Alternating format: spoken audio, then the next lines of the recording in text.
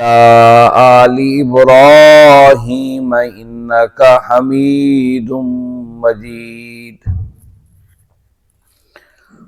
عزیز ساتھیو، آقا کریم صلی اللہ علیہ وسلم کی سیرت طیبہ مطہرہ کا تذکرہ چل رہا ہے،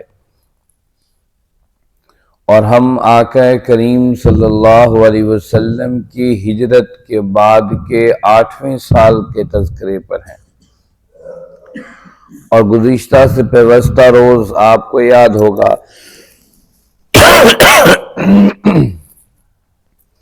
ہم نے یہ بات سن لی تھی کہ خود اہل مکہ نے اس معاہدے کو توڑ دیا جس کو صلح حدیبیہ کہا جاتا تھا۔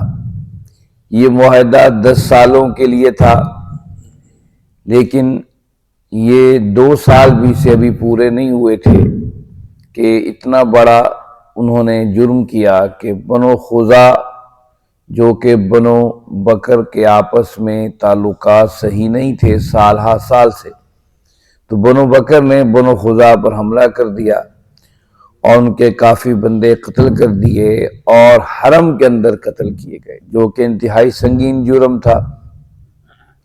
تو اس کے لیے نبی کریم صلی اللہ علیہ وسلم کی بارگاہ میں خزاعی بنو خزاع قبیلے کے لوگ پہنچے اور اپنی عرضداشت پیش کی۔ اللہ کے نبی صلی اللہ علیہ وسلم ارشاد فرمایا کہ تمہاری مدد کی جائے گی۔ ادھر ابو سفیان کو بھی احساس ہوا کہ کام تو غلط ہو گیا ہے، جو ایک امن کا معاہدہ تھا وہ تو ختم ہو گیا ہے، ٹکڑے ٹکڑے ہو گیا ہے۔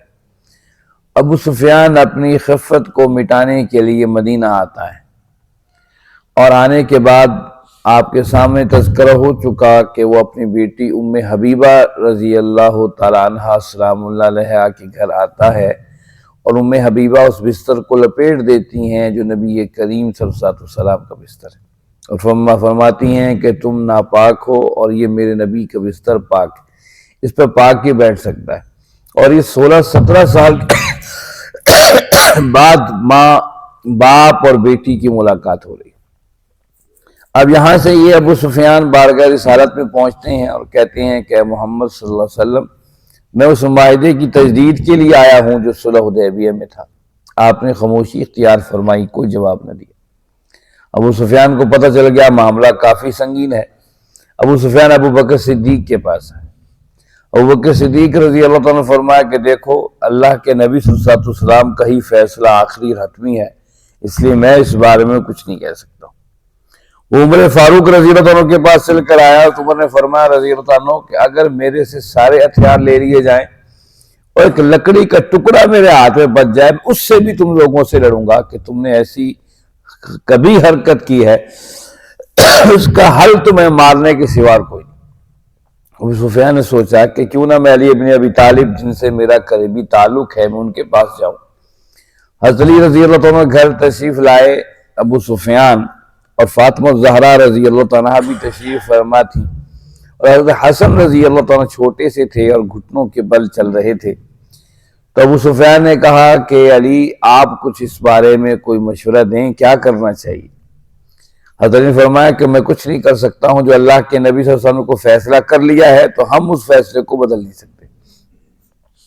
ابو سفیان فاطمہ رضی اللہ تعالیٰ عنہا کی طرف سلام اللہ علیہا کی طرف متوجہ ہوا، کہنے لگا اگر آپ کے بیٹا حسن پورے عرب کا سردار بننا چاہے تو اس کے لیے آسانی ہے، یہ کھڑے ہو کر تمام لوگوں کے ساتھ یہ کہہ دے کہ ہم نے ابو سفیان کے اس معاہدے کو بحال رکھا ہے، پورا عرب کا سردار بھی بن جائے گا اور اس کی بات کو مانا جائے گا۔ فاطمہ زہرا رضی اللہ عنہ آگے بڑھی، حسن رضی اللہ تعالیٰ عنہ کو سینے سے لگایا، فرمایا ابو سفیان تم سے ہمارا بہت قریبی اور قرابت داری کا رشتہ ہے، لیکن محمد کریم صلی اللہ علیہ وسلم کے ہوتے ہوئے ہم میں سے کسی کو کوئی بات کرنے کی اجازت نہیں۔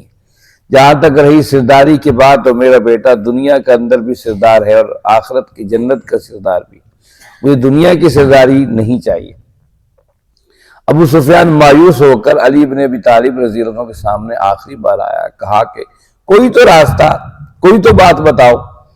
کہا دیکھو بات سنو، ایسا کرو تم مدینہ کے چوک میں کھڑے ہو جاؤ، مسجد نبوی کے سامنے کھڑے ہو کر اعلان کر دو کہ ہم نے اس معاہدے کو بحال رکھا ہوا ہے، ہم اس معاہدے کو قائم رکھیں گے۔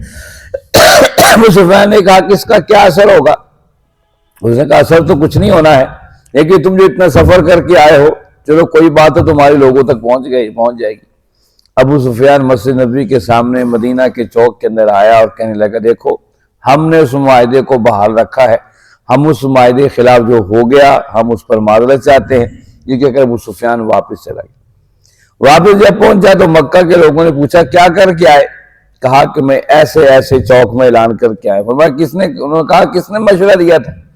کہا علی بن ابی طالب رضی اللہ عنہ نے مشورہ دیا۔ کہا پھر تو وہ تم سے مذاق کر گیا، تم مذاق بے وقوف بن کے آ گئے، یہ کوئی معاہدے کی مکمل ہونے کی ترتیب ہے؟ تم اللہ کے نبی صلی اللہ علیہ وسلم قائل کرتے۔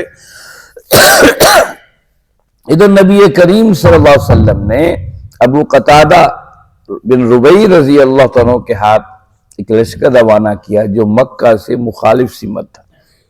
36 میل تک وہ لشکر نکلا اور سارے عرب کی نگاہیں اسی لشکر پر تھی کہ یہ لشکر کیوں نکلا ہے اور کس حوالے سے نکلا ہے۔ گویا کہ لشکر کا نکلنا اس بات کی علامت تھی کہ مکہ والے پرسکون ہو گئے کہ ہمارے خلاف کوئی فوجی ایکشن نہیں ہونے والا۔ لیکن نبی کریم صلی اللہ علیہ وسلم نے اللہ سے دعا کی اللہ ہمارے اس راز کو افشا نہ کرنا جو ہم اب اہل مکہ پر یلغار کرنے والے ہیں۔ یہ باتیں اللہ کے نبی صلی اللہ علیہ وسلم رب سے دعائیں کر رہے تھے، اور پھر مکہ کے اندر ایک ایسا کام ہوا۔ ایک صحابی رسول ہے حاتم بن ابی بلتہ رضی اللہ عنہ، انہوں نے خط لکھ دیا مکہ کی گورنمنٹ کو کہ ہم تم پر حملہ آور ہونے والے، آپ پوری جنگی ترتیب چل رہے ہیں، لشکر کو مخالف سمت بھیجا ہے تاکہ لوگوں کو اطلاع نہ ملے کہ آپ مکہ پر حملہ آور ہونے والے ہیں۔ حتیٰ کہ آپ نے اس راز کو اپنے قریب ترین صحابہ سے بھی چھپایا ہے، اور اللہ سے دعا بھی کر رہے ہیں کہ اللہ اس وقت تک کہ راز لیک آؤٹ نہ ہو جب ہم اہل مکہ کے سروں پر نہ پہنچ جائیں۔ اور ادھر حاتم بن ابی بلتہ رضی اللہ عنہ یہ خفیہ خط مکہ کی گورنمنٹ کو لکھ رہے ہیں۔ یہ خط کیا تھا، کیا معاملات تھے، اس کے تذکرے ہم انشاءاللہ آئندہ کریں گے۔ آئیے قرآن مجید کی ان آیات کی طرف